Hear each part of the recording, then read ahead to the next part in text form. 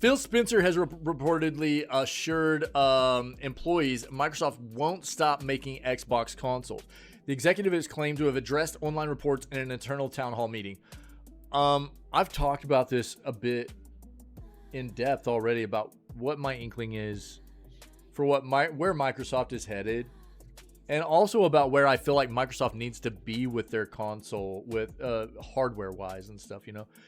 I'm going to just say that if you're not aware, and I've talked about this before, Microsoft has forever in the console realm of competing against PlayStation and Nintendo, they've always only sold about half as much hardware and proprietary software as either one of those other companies.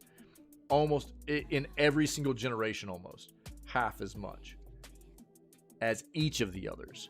Not those two combined, half as much as PlayStation, half as much as Nintendo. Nintendo and PlayStation normally compete on a much closer level, and Xbox is, you know, half or, you know, of what at least PlayStation is, you know. As well as the fact that Xbox has traditionally not made very much money on hardware sales. Xbox, even in this current generation of console, I think they make, and I could be getting this backwards, they make like maybe $20 on the Series S, and they lose a little bit of money on the Series X or something. It's something to that effect. So they're virtually breaking even. It's negligible. They're not making money off of hardware. You know, so they're not selling as much as the competitors, and they're not even making money off their hardware. It's literally just a price point to get people into their platform, to be a part of their platform, to be a part of their services. That's where their bread and butter is, by the way. Their bread and butter is their services. Cloud gaming, streaming platform, all that stuff, right? And that leads me into the notion that, you know, I could see Xbox pivoting into something that plays better for their services.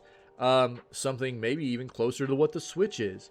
You know, something that is a mobile console as well as something that can be docked and play that dual role as a traditional console that provides people access to all their services and everything still, but doesn't necessarily compete with PlayStation as what a traditional console is, you know, or even moving into having something of more a small form factor type of console that provides people simply access to their services. You know what I mean? That again is not trying to pump out the latest and greatest hardware, because it's just not benefiting them like the other console companies are. I don't know what they have planned necessarily. And look, we're still about 3 years away from finding out what the next console, the next hardware iteration is going to be by PlayStation and Xbox, right? But I could see them pivoting away and not trying to play this, you know, competitive war anymore on the front of what PlayStation offers, and doing something a bit different that plays a bit nicer towards what services they offer, right? I could see that.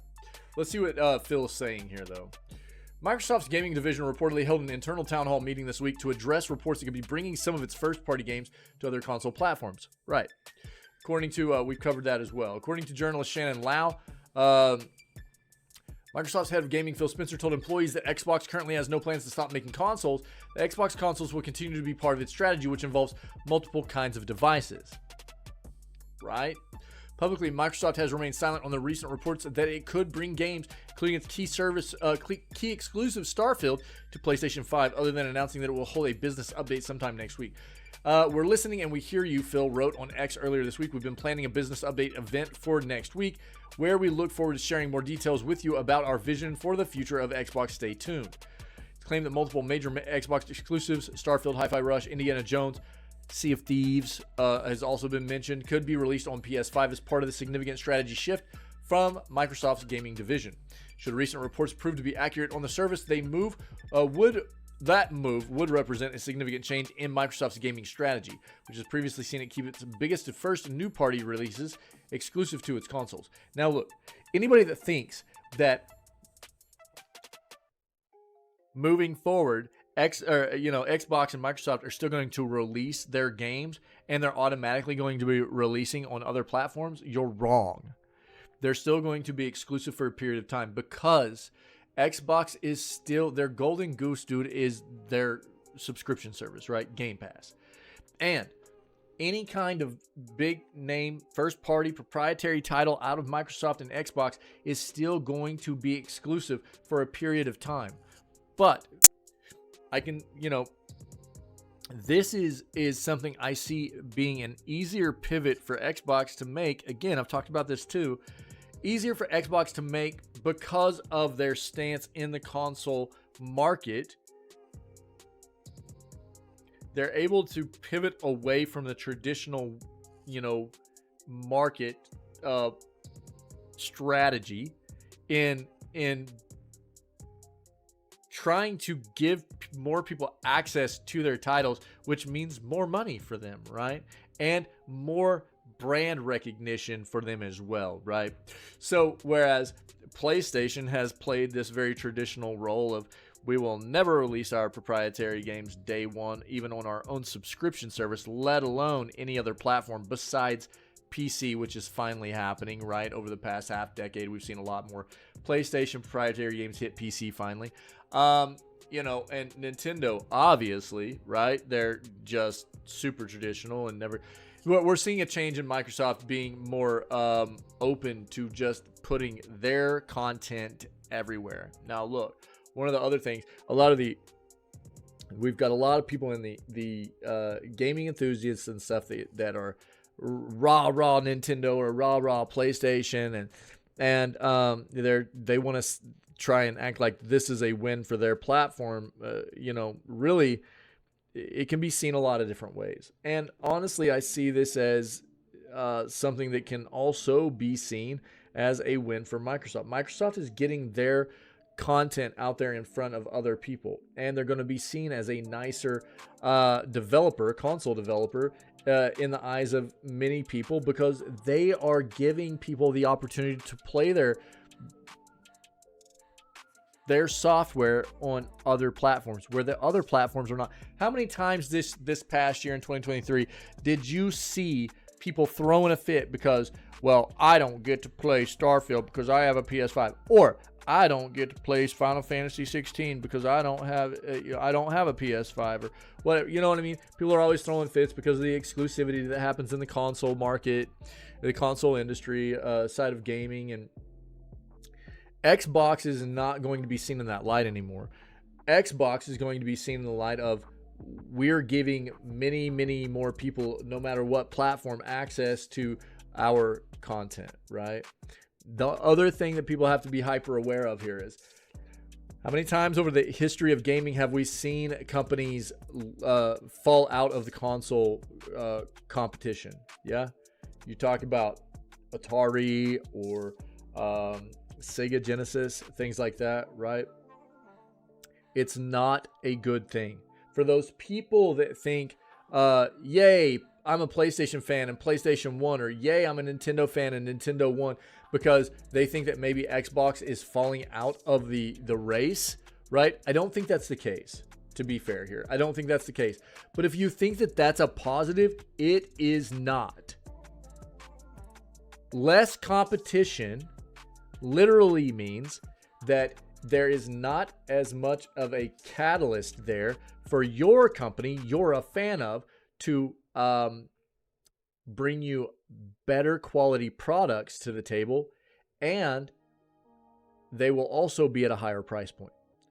So with less competitors, you get usually lower quality products at a higher price point, because there aren't as many players in that field raising the bar, raising the standard, and that's what competition does, right?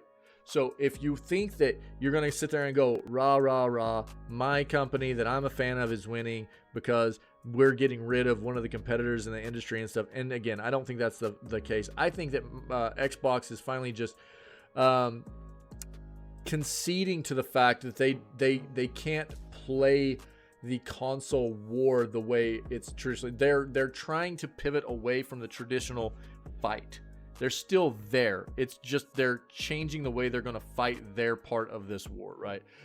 But be very careful what you wish for, because if you think that, you know, you being a big fan of your platform and getting rid of other competitors in the market is a win for you, it's not. It's not. We've seen it happen many a times on the front of just the landscape of software development, where there have been so many companies, EA, that have become the only companies that can make simulation sports games and stuff, and they suck. You know, there's no competition. They never evolve the quality of their games, right? It's not a good thing to not have competition.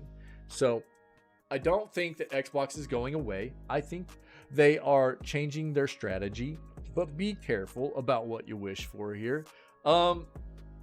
Although not officially confirmed, the reports led to a major backlash within the Xbox community, including from notable Xbox influencers with large followings, some of whom have speculated it could mark the beginning of the end of Microsoft's console business. I don't think this is the end of it. I think it's the end of them trying to play the same console war that they have traditionally. They're still going to have devices. It's just not going to be the same as it always has been. Microsoft has always had to be more inventive and lead the way in trying to be a more progressive company in this realm of competing with PlayStation and Nintendo to stay alive. And they've done it quite often. I mean, they've done a lot more inventive stuff. Nintendo's very inventive with their hardware, don't get me wrong. But there's with their services and stuff like that. You know, Microsoft Xbox has found a way to constantly be changing the way people approach gaming and remain competitive in a market that, you know, they've not, in the traditional sense of the way the market has worked, they haven't been very good at. You know, so I don't think they're dying off. I don't think they're not going to have devices. I think they're just continuing to evolve and change and try and find ways to themselves remain competitive in a non-traditional way. I think they'll be okay. You know, but time will tell, right? Time will tell.